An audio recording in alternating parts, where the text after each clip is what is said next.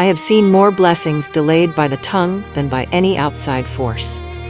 A man may pray with great fervor, tithe with sincerity, and act with confidence, yet if his speech remains undisciplined, he shall block the very good he has invited. For the law is not mocked. The law responds, not to your effort, not to your need, not even to your feeling, but to your word. Every word you speak is recorded. Not one utterance is dismissed as casual, not one sigh ignored as harmless. The subconscious mind is the recording angel. It takes you at your word. It has no humor, no leniency, no interest in excuses. It is not moved by what you meant to say, it moves by what you did say. And most people speak in error, not because they are malicious, but because they are unconscious. When the word is not watched, the supply is not released. I have said before that your word is your wand, but many treat it as if it were a toy. They speak of lack as if naming it will relieve it. They speak of delays as if describing them will dissolve them. They say money is tight right now, or things never work out for me, or I can't afford that, thinking these are just observations. But the law does not interpret, it executes. You say it, the law seals it.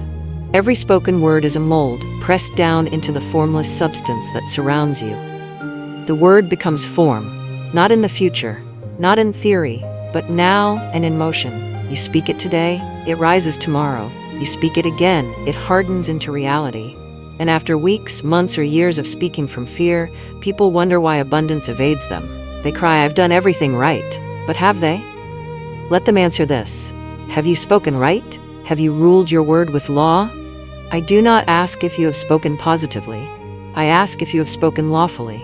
There is a difference. Many speak what they call affirmations, but their voice trembles. Many say words of faith, but their tone is soaked in doubt. The subconscious does not respond to decoration, it responds to vibration. It hears the weight of conviction. It measures the consistency of your decree. One right-sounding phrase spoken in fear is worth less than one silent moment held in divine certainty. Do not be deceived by the language of hope. Hope is not law. The law operates through command. When you speak with uncertainty, you train your world to hesitate. When you speak with resentment, you train your finances to resist. When you speak with contradiction, you train the law to mirror your chaos. It does not correct you, it complies. Your word is a spiritual order. The only question is, what have you ordered? A woman once came to me saying she had read every book, prayed every morning, and kept gratitude lists on her desk, but money still avoided her. I asked, what do you say about money when no one is watching? She paused, then admitted she often said, this always happens to me, whenever a bill arrived or a client canceled. She believed she was just venting, but to the law, she was decreeing. Another man declared proudly that he had trained his mind to visualize wealth. Yet he ended every week with the phrase, if it's not one thing, it's another. And the law said, very well, let it be one thing after another. His word was more consistent than his faith, and so it became law unto him. These are not isolated cases. These are the daily errors of the unconscious tongue. The average man does not know what he speaks. He has never audited his vocabulary. He does not realize that each word spoken with emotion becomes a living seed. I say to you, you are not waiting on God. You are not waiting on timing. You are waiting on the withdrawal of a word that no longer serves the law. Withdraw the sentence, and the delay will break. But to withdraw it, you must first identify it. You must learn to trace the subtle phrases that sound innocent but operate as blocks. You must become aware of the rituals of speech that form your invisible walls. These phrases do not announce themselves as curses. They arrive disguised as personality, culture, realism, humor. But the law hears none of that. It hears command. In the next part, we will examine these unconscious phrases. We will name them. Not to condemn you, but to give you back your authority. For you cannot rebuild what you cannot locate. And your word is the blueprint. Now that you understand your word is not commentary but command, we must go further. It is not enough to speak in generalities. You must know the precise phrases that have formed your wall. You must locate the words that have trained your supply to pause, retreat, or vanish altogether. For no wall stands without bricks. And each of these bricks is a sentence. There are certain phrases I have heard so often in the mouths of intelligent, good-hearted, well-meaning individuals that I must name them plainly, not because I wish to shame them, but because I wish to free them. The law is mechanical. It responds to what is spoken most consistently, not what is said in prayer, but what is uttered in habit. The first is this: I can't afford that. This may be the most widely accepted curse in modern society. Spoken lightly, even jokingly. Spoken while scrolling through catalogs, hearing a friend's travel plans, or standing in a shop. But understand, when you say, I can't afford it, you are not describing your budget, you are affirming a limitation as identity. You have said not, this is not my choice, but rather, this is beyond my reach. The law accepts that limit. It makes it so. And the supply you might have claimed retreats respectfully, as if to say, as you wish. The second, money doesn't grow on trees. Ah, the chant of generations, repeated in homes, schools, and conversations as a so-called reminder of realism. But in truth, it is a defense of fear. Money may not grow on trees, but it grows from law. And to speak this phrase is to suggest that money is rare, difficult, and only accessed by toil. The universe hears such a phrase and responds, then let it be difficult. The third, that's just my luck. Whether spoken in defeat or sarcasm, this phrase is a decree of identity. It turns coincidence into expectation. A man who says this once may escape its consequences. But a man who says it daily has woven it into the fabric of his reality. What you repeatedly claim as your luck becomes your structure. The fourth, I'm always broke at the end of the month. Always. You see, the problem is not broke. The problem is always. You have called in a pattern and stamped it with permanence. You have told the law, this is not an exception, it is my cycle. And so the cycle repeats, not because of your income, not because of your bills, but because of your declaration. The fifth, it's too good to be true. What a tragedy, that blessings should come to a man, and he should doubt them. That the law should accelerate in his favor, and he should question the very hand that delivered it. When you say this, you are not being cautious. You are rejecting manifestation. You are telling your subconscious, if good comes, I will resist it. The subconscious obeys. It builds your reality with that resistance baked in. The sixth, nothing ever works out for me. There is no recovery from a statement like this until it is withdrawn. It is absolute. It is final. It is not a cry for help. It is a ruling. The subconscious writes it into your timeline. The law says very well, let nothing work. And even when something does begin to work, it shall fall apart, because the decree did not permit success to be stable. The seventh, I'm trying. This may surprise you. Many believe trying is noble, but trying is not declaring. Trying is not commanding. Trying is an admittance of instability. It is a word spoken from limbo. The law cannot fulfill try. It can only fulfill yes or no, clear or unclear, speak or unspeak. When you say, I'm trying to attract wealth, you have not claimed wealth, you have claimed the struggle to attract it. And so you remain in the state of trying. Each of these phrases, though they may sound commonplace, forms an energetic infrastructure that shapes your financial atmosphere. I have heard all of them in the mouths of people who claim to be practicing spiritual law. They declare abundance in the morning and cancel it by lunch. They speak prosperity when reading scripture and revoke it when talking to their friends. And then they say, why does nothing change? The law has not failed them. They have misused it with their own mouths. What can be done? First, become aware. That is what we have begun to do here. Second, begin the work of withdrawal, not just in silence, but in conscious reversal. And third, train your speech. Build a new structure, not just with positive statements, but with lawful statements. Decrees that align, words that hold, tones that match certainty. In the next part, we will go deeper into the mechanism. Why does the law respond to these words and not to our intentions? Why does it fulfill our casual remarks with such precision while seeming deaf to our deepest desires? The answer is not hidden. It has been written plainly since the beginning. The law is not personal. It is structural. And once you grasp how the structure responds, you will no longer plead for change. You will speak it. Now we must go to the root.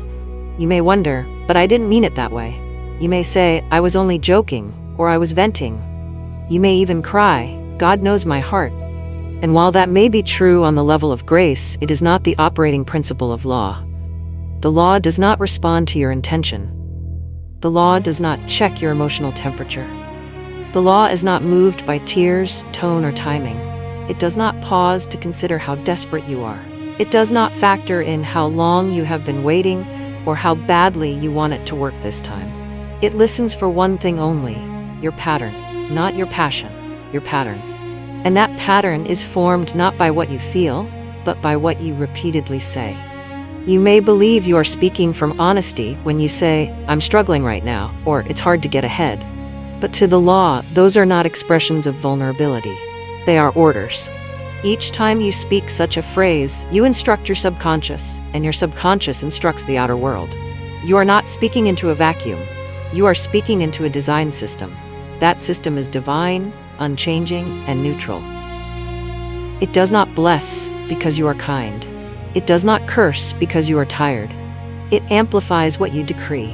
It manifests what you repeat. It does not care whether you meant it or not. It only cares whether you said it, and whether you said it with feeling.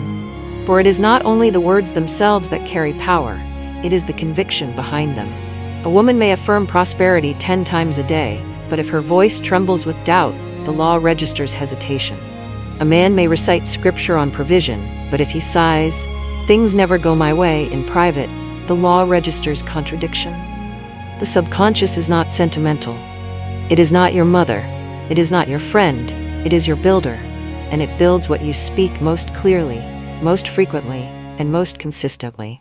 This is why many people who do all the right things spiritually still live in lack, because they do not govern the mouth.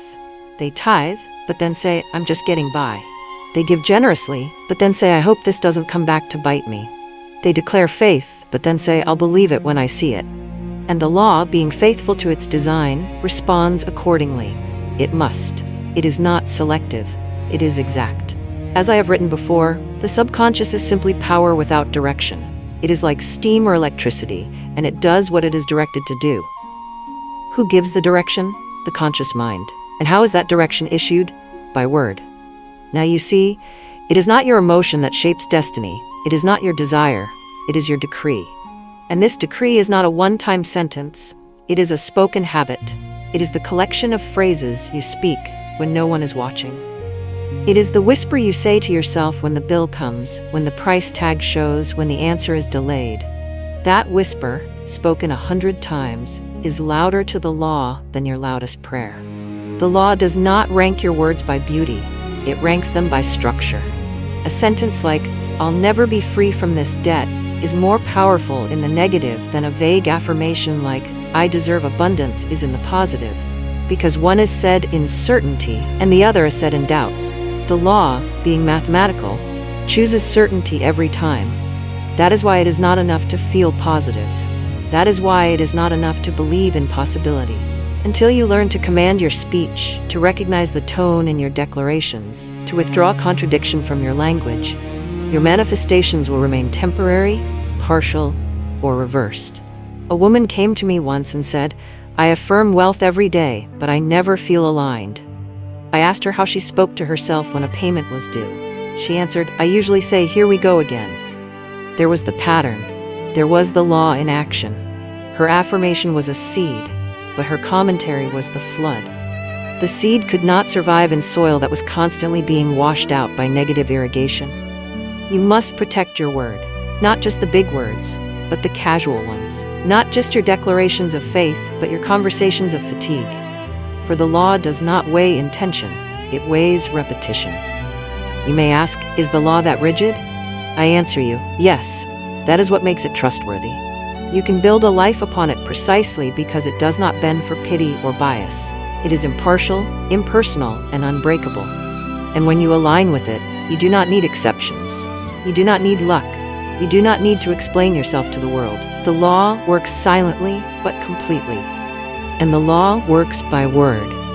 In the next part, we will examine something even more subtle, the way you speak in self-defense, the way you argue for your limitation while thinking you are just telling your story, the way you create entire structures of delay by trying to prove you've done enough. For often, the deepest form of sabotage is spoken not in weakness, but in justification. One of the most subtle and destructive ways people block their supply is through the act of self-defense. Not physical defense, but verbal defense. The defense of limitation, the defense of failure, the defense of why things haven't worked. The moment you begin explaining your circumstances, justifying your struggle, or rationalizing your delay, you are no longer speaking with divine authority. You are speaking as an advocate for your own confinement. This is the tongue turned against itself, and most do not realize they are doing it. They say, "But I've been working so hard." They say, "If only you knew what I've been through." They say, "It's not that easy for people like me." They believe these statements are harmless. They believe these are facts that should be acknowledged. But the law is not listening for your personal history. It is listening for your alignment. And when your speech begins to defend why you cannot yet receive, you have unknowingly delayed the very thing you desire. Let me be plain. Every excuse is a spiritual contract with limitation. You may believe you are just expressing your truth, but the law hears you enshrining a pattern. You may believe you are just being honest, but the law hears you solidifying resistance. You are telling the system, "Until this problem is resolved, I cannot receive." And the system, ever obedient, agrees. It says, "So be it." The gate remains closed, not because the supply is missing, but because you have appointed your pain as the doorkeeper. A woman once came to me with tears in her eyes. She had done all the things she was taught to do. She had affirmed, tithed, visualized, spoken the word, but nothing had changed. I asked her gently, "What do you say to yourself when you're alone?" She paused, then said, "I remind myself that I've had a hard life. I've carried so much for others. I tell myself I'm doing the best I can." And I replied, "Then you have made your pain your justification, and justification has become your ruler. Understand this. The moment you speak in defense of your struggle, you crown the struggle as sovereign. You are no longer declaring freedom. You are explaining why bondage still has a place. And the law, impartial and precise, accepts your explanation as instruction. It cannot argue with you. It can only obey." There's a vast difference between acknowledgement and agreement. You may acknowledge that there has been pain. You may acknowledge that the path has been narrow. But the moment you agree with that pain as the defining reason for delay, you have built a structure around it. You have made it law. And law, once established, must be revoked before it can be replaced. Many believe the solution is to speak more positively. But I say to you, do not just speak light. Remove the permission you have given to darkness. Do not just sprinkle affirmations on top of your excuses. Withdraw the excuses. Cancel the narrative that says your suffering justifies your scarcity. You are not the exception to divine order. The law does not say she had a hard childhood, so we'll wait. It does not say he's been through enough, let's hold off on blessing him. No, the law is mechanical. It hears word, it fulfills word. It does not pause for biography. Every time you say, "I've done everything I can," the law hears, "There is nothing else to receive." Every time you say, "If they hadn't held me back," the law hears, "I have placed others above divine order." Every time you say, "It's just how I've always been," the law hears, "Then let it continue." Do you see now? Self-defense is not neutral. It is structural. And it must be dismantled, not emotionally, but lawfully. You must revoke every statement that argues for your own limits. You must stop trying to prove that you deserve what you want by listing how long you've waited. The universe is not persuaded by pity. It is activated by precision. And the most precise thing you can do is to stop defending the delay. You were never meant to explain your way into prosperity. You were meant to command it. This is not arrogance. It is alignment. To speak as the law speaks is not pride. It is obedience. You are not greater than the law, but you are its instrument. And when you begin to speak without contradiction, without excuse, without self-pity, wrapped in spiritual language, then the channels will open, not because they finally decided to, but because they were never truly closed. They were waiting on you to withdraw the words that blocked them. The act of withdrawal is not done in shame. It is done in clarity. You do not curse your past declarations. You reverse them. You do not dwell in regret. You move in law. You do not punish yourself for having spoken wrongly. You bless yourself now by speaking rightly. In the next part, I will teach you how the very tone of your speech creates magnetic response. Not just the words, but the texture of your voice. The charge in your decree. For even when a phrase is correct in grammar, it may still be incorrect in vibration. And the law hears vibration first. The law is exact, but it is not merely grammatical, it is vibrational. The subconscious responds not only to what is said, but to how it is said. And that how, the vibration, the tone, the charge, is what determines whether the word becomes substance or remains suspended in void. I have often taught that man's word is his wand, but a wand that trembles casts no spell. A decree spoken without certainty is not law, it is suggestion, and suggestion does not move the invisible. Let me make it clear. You may speak the right words and still produce the wrong results if your tone is not trained. The universe is structured by resonance. When you speak, you broadcast a frequency. That frequency either commands or confuses. It either calls in your good or repels it.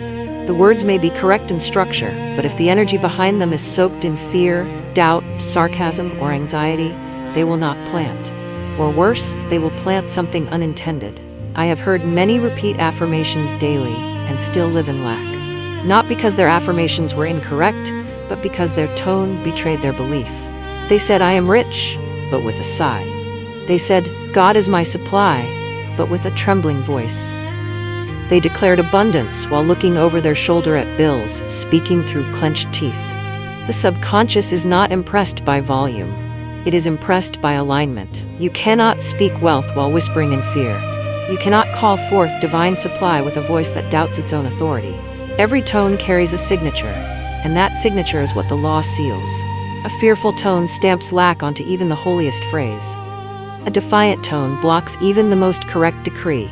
And a sarcastic tone, often disguised as humor, is the worst of all, for it cloaks disbelief in wit. Do you speak as one who rules, or as one who hopes? Hope is not the language of law. Law moves when spoken in certainty. The moment you hope something happens, you have abandoned structure. You have placed your word into the category of wish, not command. And the law does not obey wishes. It fulfills blueprints. I once counseled a man who had memorized every affirmation in my book. He could recite them backwards, but nothing had changed. I asked him to speak his favorite one aloud. He said, "I now draw to myself the riches of the universe," but his voice was flat, lifeless. There was no power in his tone. There was no ownership in his posture. His mouth formed the words, but his spirit was not in the room. I told him, "The law cannot recognize you if you do not speak with your full presence. Presence is power. And power, when spoken lawfully, does not need to shout. It simply knows. It knows that what is declared with alignment must be fulfilled. That knowing is the tone. That tone is the vibration. And that vibration is the true decree. In every temple, tone precedes fire. In every miracle, tone precedes movement. So too with you. Before substance forms, vibration must be sent. And that vibration is encoded in your voice. When you say, "I receive," the universe does not merely hear a phrase, it hears how much you mean it. Tone is meaning. This is why it is not enough to correct your sentences. You must also correct your stance. The physical voice reflects the spiritual spine. If your voice quivers, your decree does not land. If your voice hesitates, your word does not structure. You must speak as one who carries the right to speak, not because you are greater than others, but because you are obedient to law. When you speak from command, not from begging, not from apology, not from self-pity, you release power. Not because you are louder, but because you are clearer. And clarity is magnetism. I once wrote, "Man must prepare for the thing he has asked for, though no sign of it be in sight." That preparation is not only external, it is tonal. Speak as though it has already come. Not to pretend, but to harmonize. You do not need to fake confidence. You need to eliminate contradiction. You need to stop saying, "I believe," with a voice that says, "I doubt." You need to stop saying, "I am ready," while sounding like you are asking permission. Money is trained by your vibration. It does not respond to need. It responds to dominion. Not domination, but dominion. Dominion means the tone of one who knows their place in the order of the universe. The tone of one who does not chase but command. Who does not plead but permit. For money is not your master, it is your assignment, and you do not manage an assignment with confusion. You manage it with tone. If your financial life has been unresponsive, the first thing to examine is your tone. Not your words, not your affirmations, not your effort, your tone. For that is the sound the law hears before it begins to build, and tone cannot be faked. In the next part, we will turn to the shift. How to move from pleading to leading. How to stop speaking from delay and start issuing decree. Not with arrogance, but with the same spiritual certainty that builds worlds. You will learn to stop asking for permission to prosper and start commanding your structure. There comes a point in every spiritual journey where the student must stop asking for things to happen and begin commanding structure. This is the point where prayer becomes decree, where visualization becomes enforcement, where your tongue no longer pleads for change but establishes it. Too many stand at the gates of abundance, knocking timidly, hoping someone hears. They say, "God, please bless me." They say, "I hope the universe opens a door." They say, "I'm ready, if it's meant to be." These are not declarations, these are permissions disguised as faith. And the law does not respond to permission, it responds to order. Your supply is not on hold because heaven is undecided. It is on hold because you have not issued a lawful instruction. When you plead, you place yourself beneath what you seek. You say, "I need," and the law hears, "I do not have." You say, "Let this work," and the law hears, "I am unsure." You say, "If only," and the law hears, "This is not mine." Pleading trains the subconscious to keep waiting, and the subconscious obeys. It does not argue, it does not advise, it performs. You are not here to beg creation to remember you. You are here to direct it by law, and law moves by voice. I once told a student, "Stop announcing your powerlessness." Every time you say, "I don't know what else to do," you write another page of delay. Every time you say, "I've done all I can," you tell the law, there is nothing left to fulfill. What you call honest expression is often coded resignation. And resignation is not neutrality, it is instruction. You must stop speaking as if the law is unsure of your place. You have been appointed by Spirit to speak order into form. You were not given a voice to decorate confusion. You were given a voice to animate divine substance. And when you say, "I now receive," you are not hoping. You are not imagining. You are activating. But activation only occurs when tone and structure align. That is what we explored in the previous part. The vibration must match the decree. Now we go further. The decree itself must no longer be passive. It must stop reporting the problem and start installing the design. Do not say, "I wish my finances were better." Say, "I now align with the structure of wealth." Do not say, "I hope it turns around soon." Say, "Every crooked path is now made straight." Do not say, "Maybe it's coming." Say, "It arrives in order, on time, under grace." You are not announcing what you want. You are building what must now occur. That is what it means to lead. Not to dominate others, but to become unmoved in law. To declare what is before you see it. To speak it, not as fantasy, but as authority. Not loudly, but unshakably.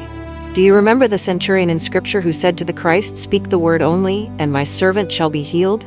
He understood rank. He understood structure.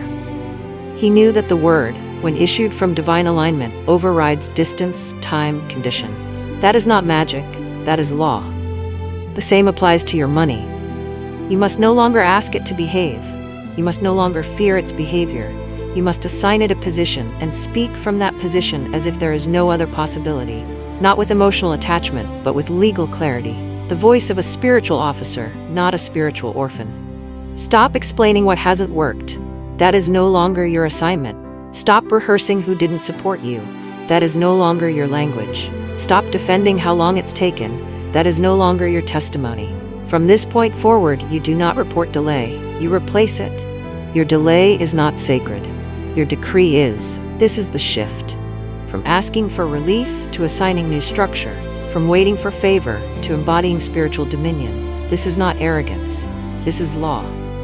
I wrote long ago, God is man's supply. Every good and perfect gift is already prepared for him. But how shall that gift arrive? It arrives by voice. It arrives through channels that open at the sound of instruction. And you are the voice. You are the instruction. The structure waits on you. Do not confuse stillness with silence. You may speak no words, yet still issue law. But when you do speak, speak cleanly. Speak fully. Speak without contradiction. You do not need to perform. you need to align. One sentence spoken in law shifts more substance than 1,000 anxious affirmations. So begin now, not tomorrow, not once you feel perfect. Begin with the voice you have, the certainty you own. Begin with I release delay now. Begin with I appoint wealth as my servant. Begin with I authorize divine structure to govern my finances. Speak these not as slogans, but as law. In the final part, I will walk you into the last movement, the irrevocable decree. The decree that does not ask, explain, or seek permission, but rewrites your spiritual structure permanently. And once it is spoken in alignment, it cannot be revoked by fear nor undone by memory. Because it will not live in emotion, it will live in law. There is a moment in the soul's journey where the war ends, not because the world has changed, but because the word has. The battle of need, of lack, of trying, of waiting, ceases the instant the decree is spoken and sealed. Not spoken from panic, not spoken from pressure, but spoken from position. For the word is not just a tool, it is a throne. You may not feel powerful today, but the law does not consult your feelings. It consults your structure. And once that structure is rebuilt in law, emotion no longer governs your life. Obedience does. This is where the temporary ends. This is where your past delays lose their legal footing. This is where your contradictions collapse. Because you will no longer speak from condition. You will speak from covenant. What is a decree? It is not a wish. It is not a mantra. It is not a phrase you say to feel better. It is a spiritual registration of authority. A new architecture, issued aloud, which cannot be overruled by circumstance. A true decree makes all lesser statements obsolete. It is the spiritual equivalent of a verdict, binding, irreversible, enforceable. And it cannot coexist with pleading, hoping, or explaining. Once the decree is issued, the structure must comply. The channels must reconfigure. The unseen must obey. This is not mysticism. This is jurisdiction. You are not here to get rich. You are here to govern supply. And your supply has been waiting on you to stop asking and start commanding. Let this be the day you revoke every former sentence of delay. Say no more, I can't afford that. Say no more, things never work for me. Say no more, it's always something. Say no more, I guess that's just life. Say no more, I'm trying. Say no more, hopefully one day. Withdraw them all. Let the court of your consciousness record their removal. Now we issue the replacement. You do not need to raise your voice. The law does not obey volume. It obeys clarity. It obeys precision. It obeys vibration aligned with truth. Speak now and speak once. I am the authorized voice of divine law. There is no truth in lack. I no longer name it. I revoke every word I have spoken against my own provision. I cancel every tone of fear I have used in reference to money. I now permit wealth to obey its true design, to serve the structure of God in me. My supply is not earned, it is aligned. I do not chase, I command. I do not wait, I authorize. I do not explain, I decree. And what I decree returns fulfilled. Say it once lawfully and let the echo restructure your life. This is not performance. This is not energy work. This is not a vibrational technique to feel high. This is jurisdiction.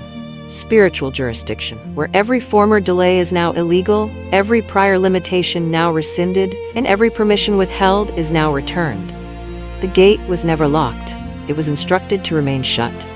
But now, you have issued the release.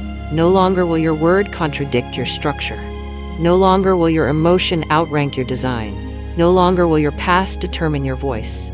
From this moment on, the law will recognize your tone as authorized. The channels will recognize your speech as governing. The unseen will recognize your decree as final. There is no going back, not because it is forbidden, but because the structure no longer contains that room. You have moved out. You have dismantled the walls. You have revoked the past and sealed the present. And now you wait, not as a beggar, but as a builder. You walk not as a seeker, but as a sower. You speak, not for comfort, but for command. You no longer repeat affirmations hoping they will work. You no longer perform rituals hoping they will unlock. You no longer name your delay as destiny because it is no longer yours. You speak once, and let the law work. Florence Scovel Shinn, your word is your wand. Use it to set yourself free.